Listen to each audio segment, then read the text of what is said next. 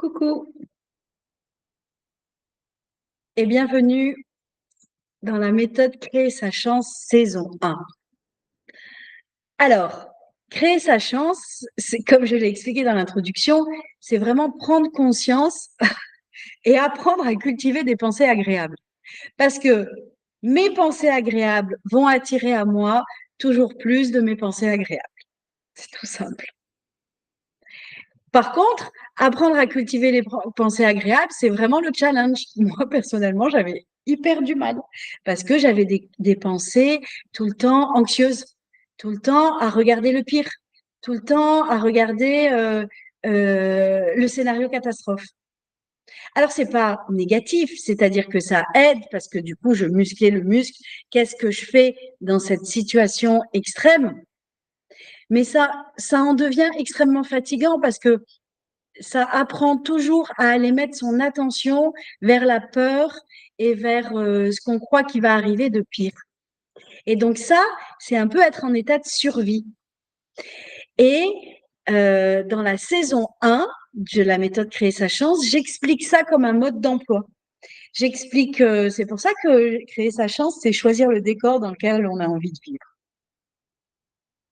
Voilà, alors je vais ralentir un peu parce que certains de mes amis me disent que je vais trop vite, mais choisir le décor dans lequel j'ai envie de vivre et choisir délibérément de passer d'une autorité compétente extérieure à une autorité personnelle toute relative. On a été endoctriné, on a été baigné dans un bain d'éducation qui nous a appris à nous soumettre à l'autorité compétente et qui nous a appris surtout, pour survivre, à faire plaisir à nos parents. Donc, à faire plaisir à ce qu'on aime et à se calibrer sur ce qu'on aime. En oubliant et en s'oubliant complètement, et du coup en perdant notre pouvoir au profit d'essayer d'avoir le pouvoir sur les autres, d'avoir le pouvoir de leur plaire. C'est ni bien ni mal. C'est juste une des conséquences de notre éducation et de notre statut d'humain pour survivre.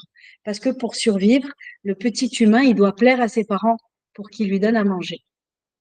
Et ça, on se rend compte que ça va quand on grandit et qu'on n'est plus du tout dans ces extrêmes de survie. On va avoir des réflexes contre-productifs à vouloir plaire à ce que l'on aime, au point, bien souvent, et ça nous arrive à tous, au point d'en perdre la télécommande et surtout de s'abandonner soi-même. Parce que quand on dit « Oh là là, moi ça m'est arrivé dans les chagrins d'amour », c'est l'autre qui nous a abandonnés, c'est l'autre qui est pervers, c'est l'autre qui est manipulateur. Mais pour se laisser manipuler, c'est que d'abord, on s'est abandonné soi-même. Donc ça, c'est vraiment la saison 1, c'est le mode d'emploi. Comment ça marche, comment on a été endoctriné parfaitement à l'envers, des réflexes qui vont nous permettre justement de habiter cet espace où l'on crée la chance. Voilà. Merci et à tout de suite dans la deuxième vidéo sur la saison 2 et l'auto-apaisement.